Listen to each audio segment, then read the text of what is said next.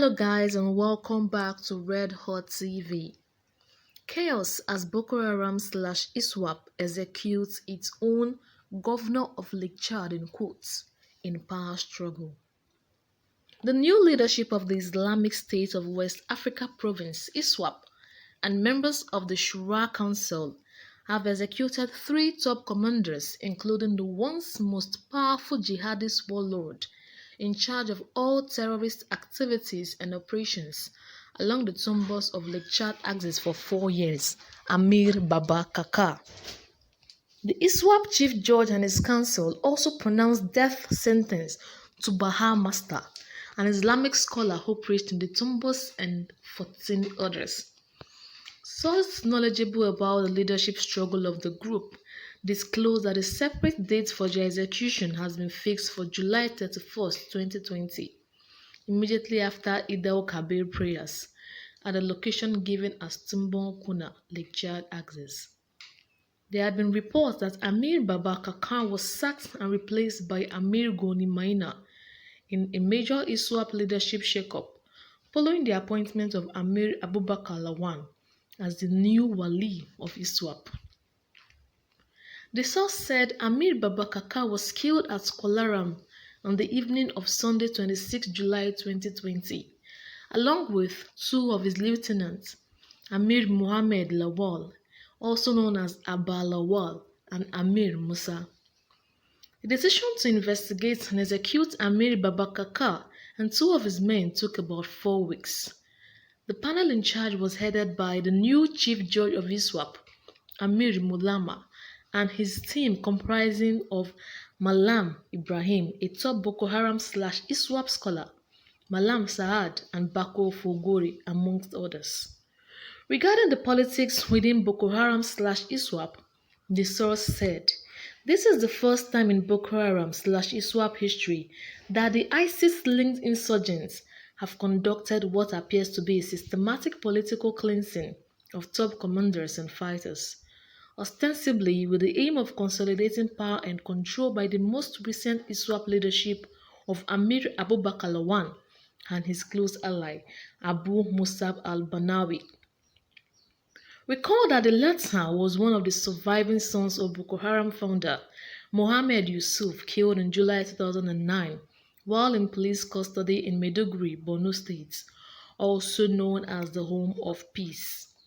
It is understood that most of the top commanders executed and marked for death played a major role in the overthrow and demotion of ISIS preferred leader of West Africa Province, Abu Musab al-Banawi. On why Baba-Kaka was executed, the source said, "Proceedings confirmed that the chief judge found Amir Baba-Kaka guilty of several offenses.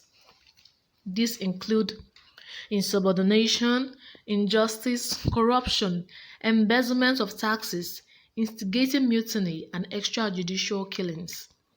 Others include failure to uphold operational command and control of jihadist camps and unit commanders during his 4 years reign as governor of the Lake Chad Tumbos, crimes which led to splits and the death of many commanders and fighters in the hands of the Nigerian Army, the Nigerian Air Force, the Chadian Army, and troops from the Multinational Joint Task Force, MNJTF. According to credible sources, some of the offense of Amir Baba-Kaka created an atmosphere of suspicion and distrust between unit commanders and the notorious warlord with his closest allies. Amir Baba-Kaka was found guilty of the summary execution of one Goni Mustafa, another notorious warlord in the Tumbons. Goni Mustafa was arrested by Abu Imrana, the late 3-star general, on the directive of Baba-Kaka.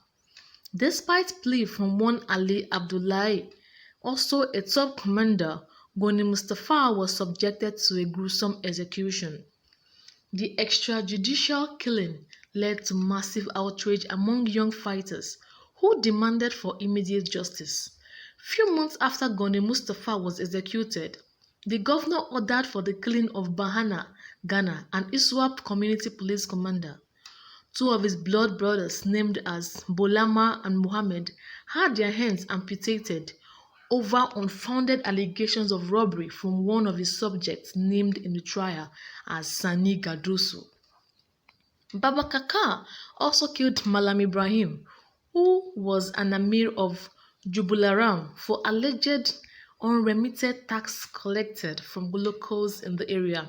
The notorious ISWAP governor killed a young Budama boy named only as Kuru for simply getting into an argument with him.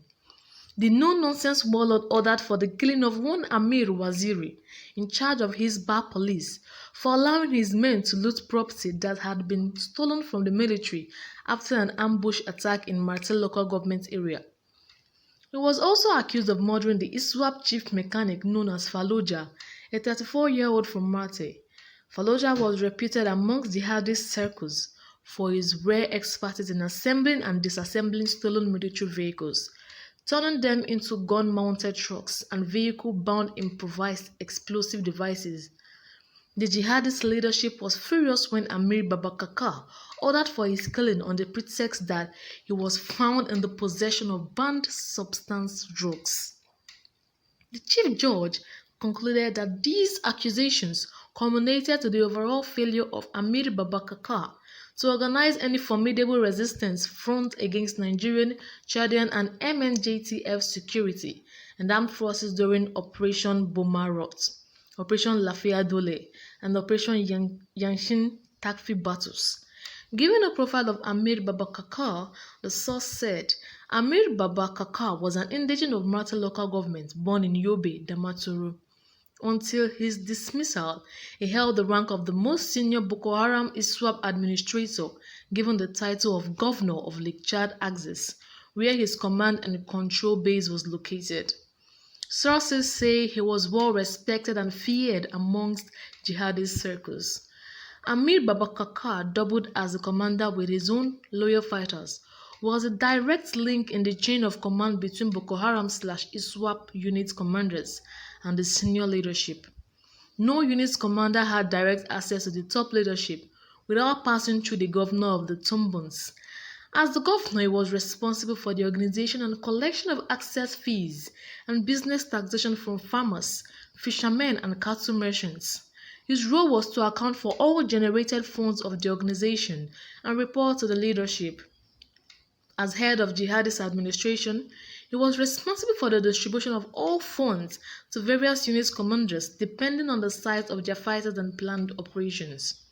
He is notorious for personally directing the June 8 attack on the Nigerian Army military base in Ono, about 25 kilometers from Maiduguri. He was one of the first loyalists of late Muhammad Yusuf, the founder of the Boko Haram terrorist group. Before joining the group, Baba-Kaka was a contractor in Yobe State.